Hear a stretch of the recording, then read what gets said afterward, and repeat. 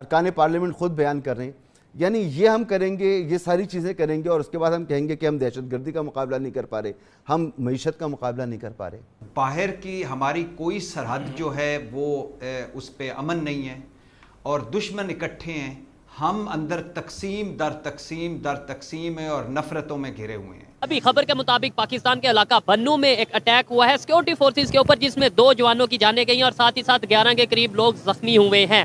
और इल्ज़ाम ये लगाया जा रहा है खबर के मुताबिक कि अफगानिस्तान से कुछ लोग आए थे और अफगानी बशिंदे ने ये अटैक किया। अब ये पाकिस्तान की इंटेलिजेंस ब्यूरो ये कहती है कि जो इंडियन इंटेलिजेंस के लोग हैं वो यूएई में और अफगानिस्तान में पाए जाते हैं। सो आप भी पता ये चलता है कि अफगानिस्तान के अलावा पाकिस्तान ने एक और मुल्क दरियाफ्त किया है। क्या है, पाकिस्तानी पब्लिक से बात करेंगे कि पाकिस्तान में हर हफ्ते में 1 या 2 अटैक मुख्तलिफ एरियाज में होते हैं और हमेशा हम ये कहते नजर आते हैं कि अफगानिस्तान से किसी ने अटैक किया, कभी इंडिया का नाम लेते हैं और कभी हम दुनिया के दूसरे कंट्रीज का नाम लेते हैं। जो दहशतगर्दी खत्म हो चुकी थी फिर आ गई, वजह क्या है?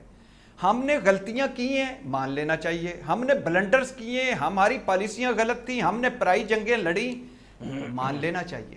भारत जिस तरह कोशिशें करता है हम उसके डोजेस पेश कर देते हैं, लेकिन इसी सिलसिले को हमने इसका तसलसल रखना है क्योंकि भारत बाज नहीं आता, तो इसका मतलब है इन्हें काउंटर करना पड़ेगा, बार बार करना पड़ेगा। बदतरीन मुआशी बहरान में गिरा पाकिस्तान, बदतरीन दहशतगर्दी की खुदा न खास्ता लहर की तरफ जा रहा है कि रॉ वो कहते हैं जी हमारे रिलीजियस इंस्टीट्यूशंस में घुसी हुई है, हमारी जो है वो आर्म्ड इंसर्जेंसी में है, कश्मीर के अंदर वो इन्वॉल्व है, हमारे जो सिख एक्टिविस्ट हैं पाकिस्तान में उनके पीछे है।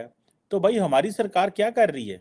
हमारी सरकार सिर्फ इस चीज़ में मसरूफ़ है कि हम सिर्फ बातें करेंगे, हम झूठ बोलते हैं, मुस्लिम उम्मा के सरदार होते हैं हम, तो आज ये इस्लामी कानून होता इधर ये अंग्रेज का कानून ना चल रहा होता, शरिया लो होता, हाँ शरीयत कानून चलता। जितनी भी ऑर्गेनाइजेशंस हैं या जिन्हें तालिबान हम कह लें आम अल्फाज में, वो तालिबान बनाए किसने? देखिए अब ये तो आपको भी पता है, मुझे भी पता है। पाकिस्तान के अंदर बहुत सारे ऐसी जगहों के अंदर ऐसे नेटवर्क मौजूद हैं और वो करते क्या है।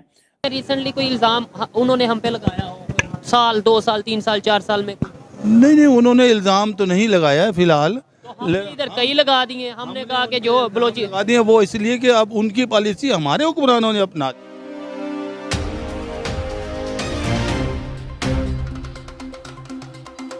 रिलीजियस मसाजिद के अंदर लीडर्स अहले हदीस जो लोग हैं इतने बड़े फ्रेमवर्क के अंदर वो ऑपरेट कर रही है, मतलब उनके लिए तो फिर टारगेट ही बहुत ज़्यादा है। इट मीन्स कि पाकिस्तान के अंदर अगर आप सब नेशनलिस्ट को बलोच सिंध पंजाब में कहीं पे और खैबर पख्तूनख्वा में आप सब नेशनलिस्ट को मारेंगे, तो जैसे फॉर एग्जाम्पल बलूचिस्तान में एक इंसर्जेंसी कैंपेन चल रही है, जैसे खैबर पख्तूनख्वा में कुछ चल रहा है, जैसे सिंध के अंदर सिंधु देश है, बहुत सारे हम सुनते हैं इस तरह के जो ग्रुप्स हैं वो इन्वॉल्व हैं। तो इसके बाद मसाजिद के अंदर, इसके बाद जी मदरसों के अंदर जी लीडर्स पे हमला हो सकता है, जी अहले हदीस के सेक्ट पे हो सकता है, जी शिया पे हो सकता है, तो मतलब सारा मुल्क ही फिर गया। तो उनके लिए तो टारगेट करना बड़ा आसान है। It means they have found the fault lines, but the question remains that what Pakistan has done, what has Pakistan done in fact to fill the gap.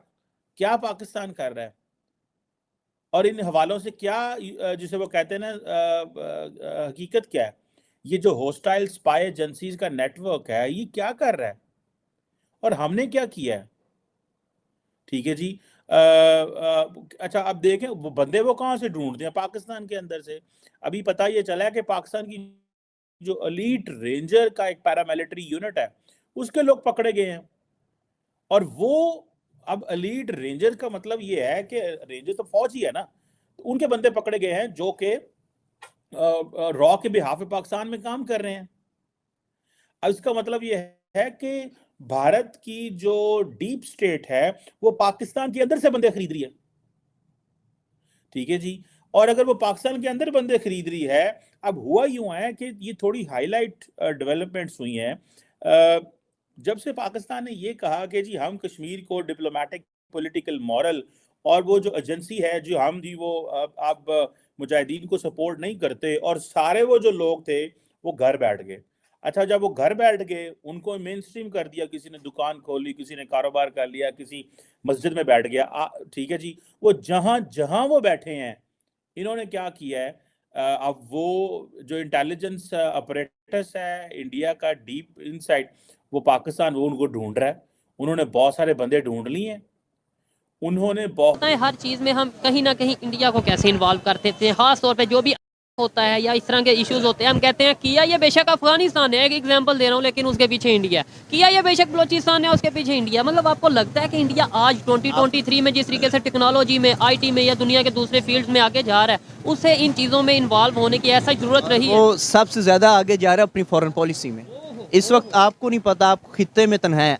जब अफगानिस्तान का क्रिकेट बोर्ड है ना, तो उनको अपना 20% प्रॉफिट जो BCCI है ना, वो उनको सपोर्ट कर। अफगानिस्तान का पार्लियामेंट इन्होंने इंडिया ने उन्हें बिल्ड करके दिया, उनको थोड़े पैसे दिए। उसके कैडेट्स उनके ट्रेंड कर रहे हैं। इंडिया की जो वो ईरान की चाबार बंदरगाह है ना, वहाँ पे इंडिया इन्वेस्टमेंट करे। तो आपकी इर्द गिर्द जो रीजनल कंट्रीज है ना, उन सारों पे इंडियन इन्फ्लुएंस ज़्यादा हो रहा है। बांग्लादेश की अगर बात कर लें, बांग्लादेश में भी जिस तरीके से वो आपस में ट्रेड कर रहे हैं, G20 में उनकी प्राइम मिनिस्टर को उन्होंने इनवाइट किया। पाकिस्तान वाकई में ईरान के साथ कैसे तल्लुक है सबके सामने है, अफगानिस्तान के तो अब सबके सामने। इंडिया हम शुरू से हम कहते हैं कि हमने तल्लुक रखने नहीं है, आ जाके चाइना रह गया। हाँ जी, तो वो हमने ब्लेम गेम इसलिए कर, जिस तरह मोदी साहब जब इलेक्शंस होते हैं ना, तो कोई ना कोई फड्डा छेड़ देते हैं, पाकिस्तान ने अटैक कर दिया, ये वो सिर्फ ब्लेम गेम शुरू करते हैं वोट्स लेने के लिए। पाकिस्तान में भी इस तरह की हेटेड को जानबूझ के प्रमोट किया जाता है। मेरे ख्याल से अगर कश्मीर के नारे को प्रमोट कर दिया जाता है, कश्मीर का मसला अगर हल हो सकता तो मुशर्रफ दौर में हो सकता था, जब अटल बिहारी वाजपेयी वगैरह आए, जब इन चीज़ों पे डिस्कशन हुई थी,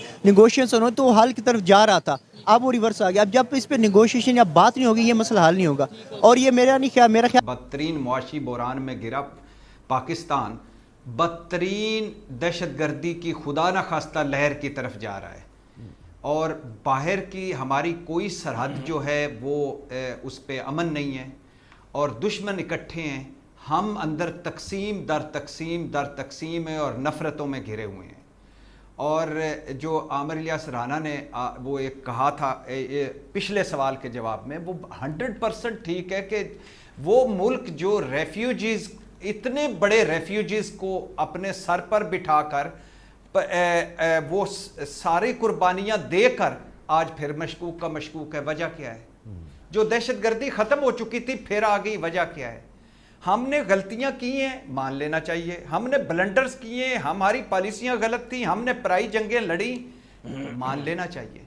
आज क्या करना चाहिए? ज़ीरो टॉलरेंस होनी चाहिए। आज क्या करना चाहिए? अपने घर में झांक कर इकट्ठे होकर लड़ना चाहिए। क्या हम इकट्ठे हैं? नहीं है। पिछले 15 महीनों में क्या हुआ है? 9 मई का स्याह दिन, तारीख दिन, शर्मनाक दिन एक तरफ रख दें, क्या कर रहे हैं हम अपने साथ? अपने घरों में क्या कर रहे हैं? कब हम सोचेंगे? देखें, ये जो कौमी असम्बली थी, ये जो मैंडेट था, ये जाली था। PDM ने कहा ये अधूरी असम्बली है अभी भी। और इससे पिछले 15-16 महीनों में हमने क्या किया है?